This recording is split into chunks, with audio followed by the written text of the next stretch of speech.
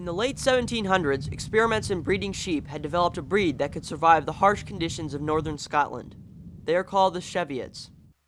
To this point, the main forms of agriculture in these valleys were grain crops and black cattle. Lairds like Stafford realized that they could make more money raising sheep. They began the first phase of their improvements. They decided to get the people off their land.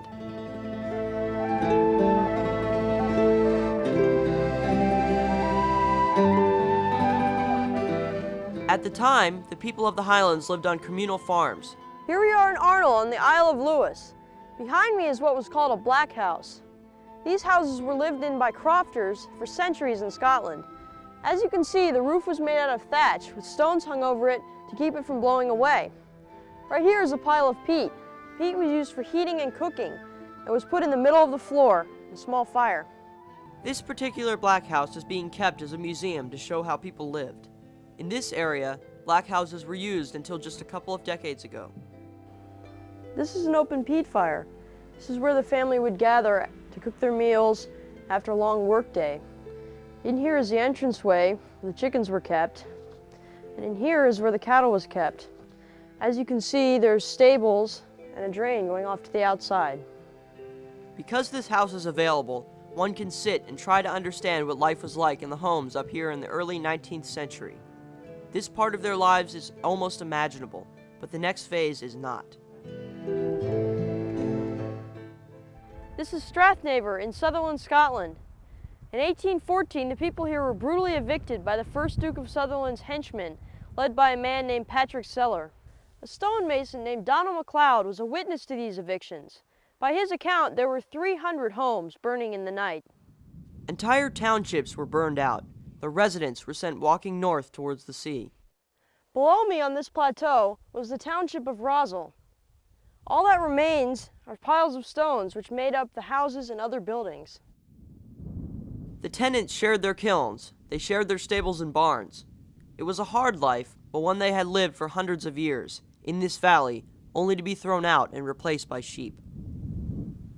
In the same year, this valley, called Kildonan, was also cleared. In 1818 to 1819, the evictors were back in Strathnavor. Their tactics had not changed. Family after family were thrown out into the elements. The entire valley was cleared.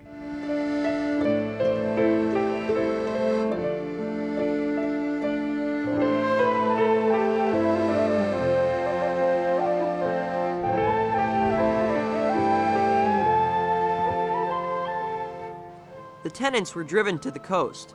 They were forced to try and eke out an existence from the sea, and from very small garden lots. Many chose to emigrate from places like Fort William. Thousands of Highlanders, evicted from their homes, sailed out of Fort William, down Loch Lynn, bound for Australia and America.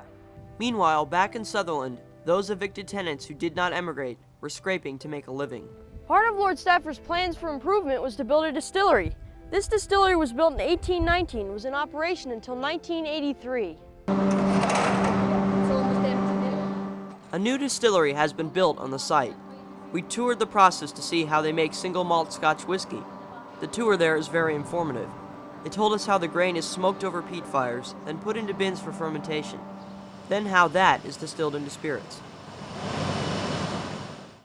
This is the pipe where the spirit comes down. It goes into this building here, where it's put into kegs.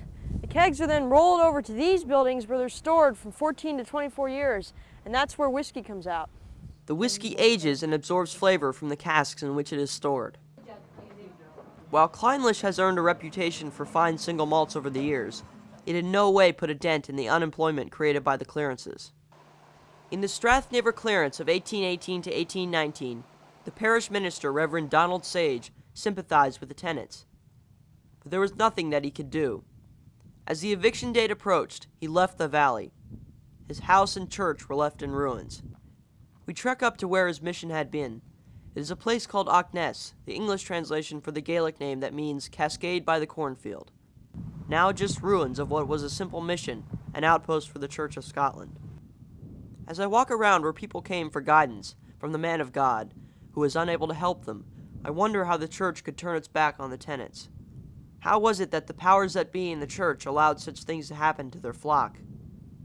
But those were very different times. The lairds owned not only the land, but the churches as well.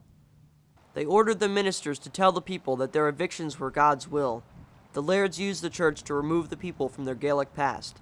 In many of these valleys, the tenants continued to turn to the church for help. The only help that they got was temporary at best. The southernmost reaches of Sutherland touched the area called Glen Calvy. In 1845, as the clearances reached their valley, the tenants of Glen Calvy huddled in the churchyard of Croik. The people that stayed at the Croik churchyard had money and owed no rent, and yet still were evicted. They searched desperately for shelter, to no avail. That's why they ended up here. The tenants lived in makeshift tents in the churchyard. While they were there, they etched words in the year 1845 onto the glass of the church windows. Those etchings are still visible today, protected by a plexiglass cover. They are the last remnants of the evicted tenants.